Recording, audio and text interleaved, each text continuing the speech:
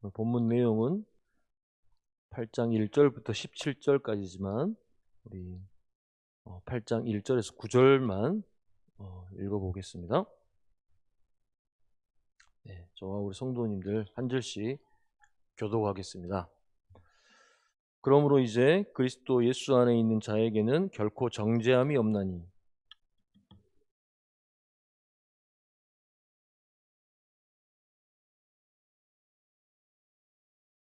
율법이 육신으로 말미암아 연약하여 할 수 없는 그것을 하나님은 하시나니 곧 죄로 말미암아 자기 아들을 죄 있는 육신의 모양으로 보내어 육신의 죄를 정하사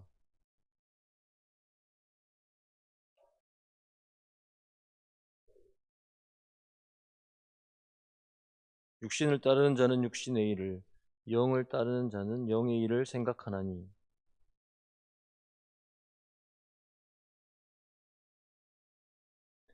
육신의 생각은 하나님과 원수가 되나니 이는 하나님의 법에 굴복하지 아니할 뿐 아니라 할 수도 없음이라.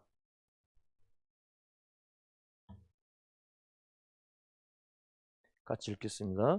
만일 너희 속에 하나님의 영이 거하시면 너희가 육신에 있지 아니하고 영에 있나니 누구든지 그리스도의 영이 없으면 그리스도의 사람이 아니라. 아멘. 네, 시간 우리 성도가 누리는 은혜라는 제목으로 하나님 말씀 나누겠습니다. 오늘 우리 이 자리에 계신 성도님들, 우리가 성도라고 부를 때 성도가 무슨 뜻일까요? 간단히 정의하자면 성도는 하나님께서 택하셔서 예수 그리스도를 믿음으로 거룩해진 구원받은 무리를 말합니다. 우리 성도님들은 구원받은 자로 살아가고 있습니다. 이렇게 구원받은 자로 살아갈 때 때로는 여러 가지 시험에 의해서 낙담되고 믿음이 흔들릴 때가 있습니다. 내가 구원받은 자인데 왜 나는 죄책감에 빠져 사는 걸까?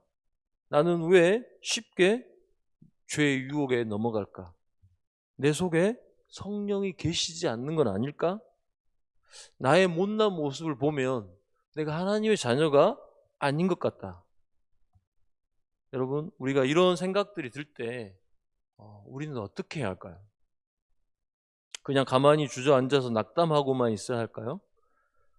그러한 모습이야말로 우리의 대적자 마귀가 가장 좋아하는 모습이겠죠. 우리는 하나님께서 우리에게 무엇이라 말씀하는지 귀를 기울여야 합니다. 하나님께서 구원받은 성도에게 베푸시는 그 은혜가 무엇인지 들어야 합니다. 오늘 우리는 로마서 말씀을 통해서 구원받은 자들이 어떤 큰 은혜를 누리며 사는지를 살펴볼 것입니다. 하나님께서는 우리를 고아처럼 내버려 두시지 않습니다. 구원받은 자들이 어떤 시험에도 이길 수 있고 어떤 유혹에도 이길 수 있도록 은혜를 베풀어 주십니다. 성도님들, 오늘 우리 본문 말씀을 통해서 하나님께서 구원받은 우리에게 주시는 은혜가 무엇인지를 분명히 깨닫는 시간이 되기를 바랍니다. 그래서 성도가 누리는 은혜를 통해서 견고한 믿음의 삶, 어떠한 상황에도 낙담하지 않고 하나님만 바라보고 승리하는 삶을 사시기를 바라겠습니다. 네, 첫 번째, 오늘 본문에서 알 수 있는 성도가 누리는 은혜는 하나님께 정죄를 받지 않는다는 것입니다. 8장 1절에는 이렇게 말합니다. 이제 그리스도 예수 안에 있는 자에게는 결코 정죄함이 없나니 라고 말합니다. 여기서 정죄라는 말은 유죄 판결을 받는다는 말입니다. 그러니까 누구로부터 유죄 판결을 받을까요? 네, 바로 하나님으로부터 받는다는 거죠. 그런데 그리스도 예수 안에 있는 자는 결코 정죄함이 없다고 합니다. 그리스도 안에 있는 자는 누구를 말할까요? 바로 예수 그리스도를 믿음으로 말미암아 의롭다함을 받은 자들을 말합니다. 바로 여기에 이렇게 앉아서 우리 하나님의 말씀을 듣고 또 사랑하는 그런 성도님들 같은 분들을 말합니다. 왜 그리스도 안에 있는 자가 정죄를 받지 않는다고 말할까요? 8장 2절을 보겠습니다. 8장 2절에 보면 이는 그리스도 예수 안에 있는 생명의 성령의 법이 죄와 사망의 법에서 너를 해방하였습니다. 예수 그리스도를 믿는 우리를 생명의 성령의 법이 죄와 사망의 법에서 해방했다고 말합니다. 그 이유는 8장 3절에서 나오듯이 하나님께서 그의 아들 예수 그리스도를 죄로 인해 연약한 육신의 모양으로 보내어 그의 백성들의 죄를 그가 대신 정죄받고 벌을 당하게 하셨기 때문이죠. 바로 이러한 예수님의 구속 사역으로 인해서 우리는 하나님께 정죄받지 않을 수 있게 된 것입니다. 이 얼마나 큰 은혜입니까? 우리는 하나님의 법을 따르지 않았죠. 그의 말씀을 지키지 않아서 우리는 유죄 판결을 받아서 영원한 형벌을 받을 수밖에 없게 되었습니다. 하지만 하나님께서는 그의 아들을 우리에게 보내셔서 대신 형벌을 받게 하시고 그를 믿는 우리를 살려주셨습니다. 이렇게 큰 은혜를 우리가 받아 누리고 있습니다. 우리가 이런 큰 은혜 다른 곳에서 받아본 적이 있으신가요? 예를 들면 어떤 우리 성도님 중에 한 분이 다른 사람에게 큰 죄를 한번 저질렀다 생각해 보겠습니다. 여기 계신 분들은 뭐 그러실 것 같진 않지만 일단 가정에서 큰 죄를 저질렀는데 어떤 죄를 저지르냐면 쉽게 넘어갈 수 있는 죄가 아니고 다른 사람의 어떤 명예와 소유를 훼손하거나 훔쳤을 때 그 사람이 그냥 넘어갈까요? 대부분 이런 경우에 어떻게 할까요? 어떤 명예훼손으로 고발하거나 뭐 손해배상을 청구하거나 그렇게 하겠죠. 하지만 그 사람이 자신의 어떤 그런 큰 손해를 감수하고 그 성도님들의 잘못을 용서해 준다면 그 성도님은 얼마나 큰 은혜를 빚진 사람입니까? 마찬가지입니다. 하나님께서는 우리가 감사하지도 않고 거짓말하고 불의를 행하고 교만하고 우리는 탐욕에 넘치는 자지만 그의 아들에게 우리의 죄를 대신 전가시켜서 형벌을 받게 하심으로 우리를 정죄하지 않으셨습니다. 하지만 우리는 때로는 이렇게 말씀하심에도 불구하고 지나친 자책감에 사로잡힐 때가 있습니다. 자책감을 갖지 않는 것도 문제지만 양심의 가책을 받지 않는 것도 문제지만 지나치게 또한 이런 죄책감에 사로잡혀 있는 것도 문제입니다. 우리는 왜 때때로 이렇게 지나친 자책감에 사로잡혀 있어야 할까요?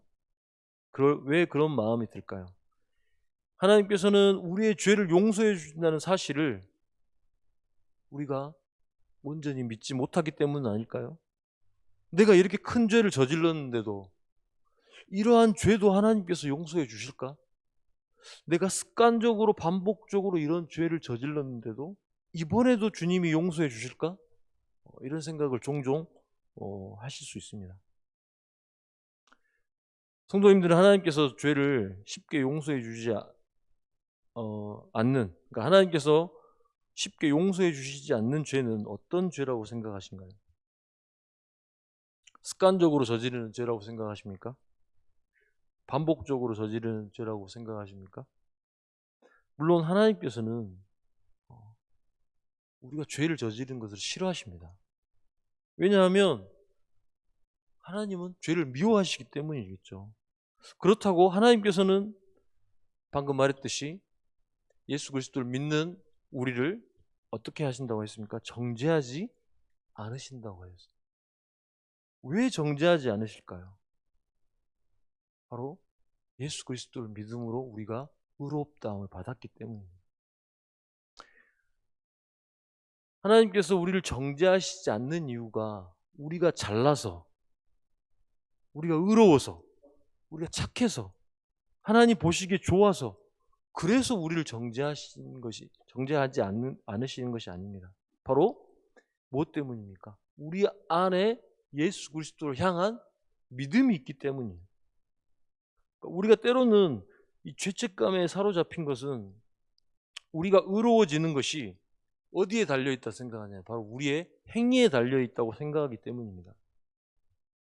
이 세상에 어떤 사람도 행위로 의롭다함을 받을 수는 없습니다. 네. 여러분, 첫 번째 성도가 누리는 은혜가 무엇이라고 했습니까? 바로 하나님의 정죄를 받지 않는 것이라고 했습니다. 하나님의 정죄를 받는 것보다 더 큰 심판은 없습니다. 여러분은 예수 그리스도를 믿음으로 하나님의 영원한 심판을 받지 않는 자들이 되었습니다. 그렇기에 우리는 지나친 죄책감에 사로잡혀 있을 필요가 없습니다. 우리가 구원받은 것은 온전히 하나님의 은혜로 되었기 때문입니다. 두 번째로 성도가 누리는 은혜는 그들 안에 성령이 거하는 것입니다. 8장 9절을 보겠습니다. 8장 9절을 보면 우리 같이 한번 읽어볼까요? 8장 9절. 8장 9절 같이 한번 읽어보겠습니다. 시작. 만일 너희 속에 하나님의 영이 거하시면 너희가 육신에 있지 아니하고 영에 있나니 누구든지 그리스도의 영이 없으면 그리스도의 사람이 아니라. 본문을 보면 마치 로마 교회 성도들에게 하나님의 영이 거하시거나 그렇지 않을 수 있거나 이렇게 말하는 것처럼 들리지만 실상은 그게 아닙니다. 원문을 보면 분명히 로마 성도들에게 하나님의 영이 거하신다고 말하는 거예요. 즉 너희 속에 하나님의 영이 거하심을 보아서 너희가 육신에 있지 아니한다라고 말하는 것인데요. 사도 바울은 이 성도들에게 하나님의 영이 그들에게 있다고 말하는 거예요. 하나님의 영은 즉 성령이죠. 그들은 이제 육신 안에 있지 않고 성령 안에 있다고 말합니다. 그러니까 우리가 육신 안에 있다면 어떻게 될까요? 우리가 육신 안에 있다. 그러면 본문 7절에 나오듯이 하나님과 원수가 되고 하나님의 법에 굴복하지도 못하고 하나님을 기쁘시게 할 수도 없게 됩니다. 반대로 우리가 그렇다면 성령 안에 있게 된다면 우리는 어떻게 될까요? 바로 그리스도께서 우리 안에 계시게 된다고 말하고 있습니다. 그리고 그리스도께서 우리 안에 계심으로 우리의 죄로 인해서 죽을 몸과 영혼은 생명을 얻을 거라고 합니다. 성도들은 성령이 우리 안에 거하심으로 몸과 영혼이 생명을 얻게 됨을 믿어야 됩니다. 따라서 우리는 성령이 우리 속에 거하신다는 것을 굳게 붙잡아야 됩니다. 성령이 우리 안에 거함으로 인해 얻게 되는 이 놀라운 은혜를 놓치지 않아야 됩니다. 성령은 우리의 연약한 상태와 상관없이 우리 안에 머뭅니다. 때로는 여러 죄악의 유혹으로 인해서 우리가 흔들릴 때 우리는 이 성령이 우리 안에 우리와 함께 하시지 않는다고 착각할 수 있습니다. 하지만 성경은 우리에게 무엇이라고 말합니까? 요한복음 14장 16, 17절입니다. 요한복음 14장 16, 17절 다 같이 한번 읽어보겠습니다. 시작. 내가 아버지께 구하겠으니 그가 또 다른 보혜사를 너희에게 주사 영원토록 너희와 함께 있게 하리니 그는 진리의 영이라. 세상은 능히 그를 받지 못하나니 이는 그를 보지도 못하고 알지도 못함이라. 그러나 너희는 그를 아나니 그는 너희와 함께 거하시며 또 너희 속에 계시겠음이니라. 네. 여러분 절대 걱정하지 마십시오. 아무리 우리의 상황이 비참에 처해 있을 때라도, 공포에 휩싸여 있을 때라도, 시험에 있는 중이라도, 그런 때라도 성령은 우리와 함께 하십니다. 성령은 우리 안에 변치 않고 영원히 거하시고 우리를 그리스도의 사람으로 인도해 가십니다. 이러한 성령의 역사하심을 우리가 믿기 바랍니다. 그래서 어떤 힘든 상황, 낙담되는 상황, 두려운 상황 속에서도 흔들리지 않고 그리스도 안에서 몸과 영혼이 영원한 생명을 얻게 되는 것을 감사하기 바랍니다. 마지막으로 우리 성도가 누리는 은혜는 하나님의 자녀가 되는 것입니다. 우리 8장 14절에 보면 이렇게 말합니다. 무릇 하나님의 영으로 인도함을 받는 사람은 곧 하나님의 아들이라. 사도 바울은 하나님의 영으로 인도함을 받은 자들은 하나님의 아들이라고 분명히 밝힙니다. 하나님의 영으로 인도함을 받은 자들은 우리가 앞에서 살펴봤던 하나님께 정죄를 받지 않고 성령이 거하는 자들을 말하죠. 여기서 사도 바울은 왜 그들을 하나님의 사람이거나 하나님의 백성이라고 하지 않고 하나님의 아들이라고 했을까요? 그것은 이 성도의 특징이 바로 아들과 같기 때문입니다. 그러니까 오늘 우리는 이 본문에서 이러한 특징을 볼 수 있는데, 첫 번째 아들의 특징은 인도함을 받는다는 것입니다. 그러니까 아들은 아버지가 이끄시는 것을 이렇게 이끄시는 대로 따라야 아들이죠. 그렇지 않으면 불효자식이죠. 아버지가 이끄는 대로 따라야 아들입니다. 인도함을 받죠. 두 번째 아들의 특징은 아빠, 아버지라고 부르짖는 겁니다. 아들이라면 당연히 아버지를 아빠라고 부르는 거죠. 세 번째 아들의 특징은 상속자입니다.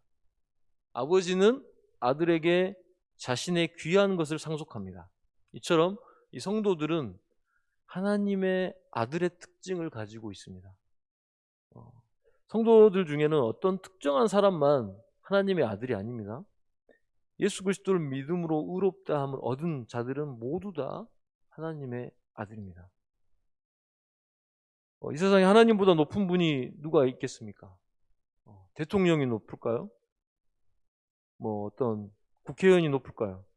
어떤 피조물이 하나님보다 높을까요? 그런 존재는 없습니다. 그렇게 믿으시죠? 정말 하나님보다 더 높은 분은 세상에 없다고 여러분 믿으십니까? 우리 성도님들은 정말 그렇게 믿으시는 줄 믿습니다. 그렇다면 그 높은 하나님의 아들은 얼마나 존귀하고 명예롭고 영광스럽겠습니까? 구원받은 성도님들은 모두 이렇게 영광스럽고 존귀한 자들입니다. 하지만 때로는 우리가 이렇게 영광스러운 존재들임에도 불구하고 이것을 망각하며 살 때가 많습니다. 때로는 우리가 하나님의 자녀답지 않게 살 때도 있습니다. 언제 우리가 하나님 자녀답지 않게 살아가는 것을 봅니까? 바로 세상의 유혹과 시험에 넘어질 때 우리는 그러한 모습을 보게 됩니다.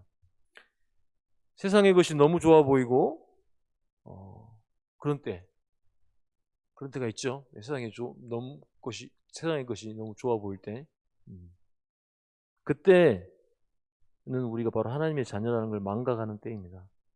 세상의 것이 좋아 보일 수 있습니다. 돈과 명예, 권력, 오락, 부동산 이런 게 좋아 보일 수 있습니다. 물론 그러한 것들이 모두 악한 건 아니죠. 우리가 돈이 없으면 이 세상에 살 수 있습니까? 대답을 안 하신 거 보니까 살 수 없다고 생각하시는 거죠. 그러니까 돈이라는 것 자체는 가치 중립적인 것이죠. 하지만 돈을 사랑하는 것은 성경에서 말하듯이 일만하게 뿌리가 된다고 말하고 있습니다. 그러니까 돈을 사랑하는 것은 악한 것이죠. 성경에서 말하는 대로. 그러니까 우리가 세상의 것을 하나님보다 더 사랑하게 되면 우리는 하나님의 자녀가 아니라 세상의 자녀라는 것을 알아야 합니다. 하지만 어떻습니까? 세상의 것을 사랑하는 마음이 우리에게 없습니까? 돈을 많이 벌고 싶고 부동산을 많이 소유하고 싶고 다른 사람보다 더 많은 권력을 잡고 싶어 하지 않나요? 이러한 마음은 사람이라면 누구나 자연스럽게 들 수 있는 마음일 겁니다. 구원받은 자들도 완전히 거룩해지지 않는 자들이기 때문에 여기에 계신 저를 포함한 모든 분들 이런 마음이 자연스럽게 들 수 있습니다. 하지만 우리는 분명히 하나님의 말씀을 들어야 됩니다. 우리 요한 1서 2장 16, 17절 말씀을 읽겠습니다. 요한 1서 2장 16, 17절 같이 한번 읽어보겠습니다. 시작. 이는 세상에 있는 모든 것이 육신의 정욕과 안목의 정욕과 이생의 자랑이니 다 아버지께로부터 온 것이 아니요 세상으로부터 온 것이라. 이 세상도 그 정욕도 지나가되 오직 하나님의 뜻을 행하는 자는 영원히 거하느니라. 성경이 무엇이라고 말씀하고 있습니까? 이 세상도 그 정욕도 지나가되 오직 하나님의 뜻을 행하는 자는 영원히 거한다고 말하고 있지 않습니까? 맞습니다. 우리에게 좋아 보이는 이 세상의 것은 영원하지 않습니다. 영원할 것 같은데 영원하지 않다는 거예요. 그럼 무엇이 영원할까요? 바로 하나님의 뜻을 행하는 자가 영원합니다. 성도님들, 우리는 하나님의 자녀라는 사실을 잊지 않기를 바랍니다. 누가 하나님의 자녀입니까? 바로 하나님의 영으로 인도함을 받은 자들, 하나님 아빠 아버지라고 부르는 자들, 하나님의 상속자들입니다. 이것은 변치 않는 사실입니다. 하나님의 자녀인 우리가 그리스도와 함께 영광 받을 것은 변함없는 사실입니다. 우리는 이 땅에 살 때 우리의 육신을 쳐서 복종시켜야 되겠죠. 왜냐하면 육신의 욕심대로 살면 반드시 죽을 것이기 때문입니다. 그러므로 우리가 분명히 하나님의 자녀라는 걸 믿고 세상이 주는 유혹과 시험을 잘 이겨내시기 바랍니다. 이상에서 우리는 성도가 누리는 은혜가 어떤 것인지 로마서 8장 말씀을 통해서 살펴봤습니다. 첫 번째로 하나님으로부터 정죄를 받지 않는 것이라고 했고, 두 번째로 그들 안에 성령이 거한다고 했습니다. 그리고 마지막으로는 하나님의 자녀가 된다고 했습니다. 이상의 이 구원받은 자가 누리는 이러한 큰 은혜는 세상에 알 수 없는 것입니다. 즉 세상의 어떤 것과 또 비교할 수 없는 것이죠. 지금은 이러한 것이 우리의 삶에 어떤 유익을 주는지 희미하게 느껴질 수 있습니다. 그래서 이 은혜를 망각하고 오히려 구원받지 않는 자들의 삶을 따라 살고자 하는 마음이 있을 수 있습니다. 하지만 우리가 믿고 바라는 것은 눈에 보이는 것이 아닙니다. 우리는 하나님께서 이루신 구원을 믿고 바라고 소망하는 자들이지 눈에 보이는 것을 붙잡고 사는 자들이 아닙니다. 우리가 예수 그리스도를 믿는다고 해서 하루아침에 우리의 죄가 완전히 멀어지고 완전히 거룩해지는 게 아닙니다. 그리고 세상이 우리를 향해서 오는 여러 시험이 없어지는 것도 아닙니다. 오히려 세상은 우리가 믿음을 붙잡지 말라고 세상의 것을 사랑하도록 더욱 거세게 우리를 유혹하고 시험에 빠지게 합니다. 이러한 현실 속에서 우리는 어떻게 살아야 할까요? 바로 오늘 우리가 말씀을 통해 살펴본 것처럼 구원받은 자가 누리는 이 은혜를 잊지 말고 꼭 붙잡고 살아야 됩니다. 죄의 유혹과 시험이 거세면 거셀수록 어떻게 해야 할까요? 우리는 하나님이 주신 이 구원의 은혜를 붙잡고 살아야 됩니다. 하나님께서 우리를 결코 정죄하지 않는다는 것, 우리 안에 성령이 함께 하신다는 것, 그리고 세상에 누구도 부럽지 않고 가장 영광스러운 하나님의 자녀라는 이 사실을 기억해야 합니다. 오늘도 우리 주님은 성령 안에서 구원받은 우리에게 이러한 은혜를 한없이 부어주시고 이 큰 은혜를 감사하며 우리가 또한 누리며 사시기를 간절히 소원합니다. 네, 이 시간 우리 한번 짧게 하나님께 기도하면 좋을 것 같습니다. 기도할 때 하나님, 우리가 하나님의 자녀가 된 것이 얼마나 큰 축복이고 은혜인지 모릅니다. 하나님께서는 우리를 정죄하지 않으시고 하나님께서는 우리 안에 성령을 주시고 또한 우리가 하나님의 자녀가 될 수 있게 해주셨으면 감사합니다. 우리의 삶이 녹록지 않고 또한 우리가 언제든지 우리를 마주가 유혹하고 시험을 들게 하시는 하지만 하나님의 큰 은혜를 붙잡고 이 세상을 살아갈 수 있게 도와주셔서 같이 하나님의 말씀 붙잡고 한번 기도하는 시간 갖겠습니다. 하나님 아버지, 이 말씀을 통해 이 성도가 누리는 은혜가 얼마나 큰지를 하나님 들었습니다. 이 놀라운 하나님의 은혜를 우리가 잊지 않게 하여 주옵소서. 주님, 참 우리가 하나님이 우리를 참 죽을 수밖에 없고 영원한 형벌받을 수밖에 없는 저희지만 정죄하지 않으심에 감사합니다. 또한 아버지, 우리가 하나님께서 하나님의 영인 성령을 우리 안에 보내셔서 우리가 성령이 우리 안에 늘 함께하고 영원히 함께함을 감사합니다. 또한 우리가 하나님의 자녀가 되어 모든 것들을 참 상속받으며 부러워하지 아니하는 큰 은혜와 누리는 것을 잊지 않음을 감사드립니다. 은혜를 누리며 살아갈 수 있는 저희들 다 되게 도와주옵소서. 주님 감사합니다. 감사하며 살게 도와주옵소서.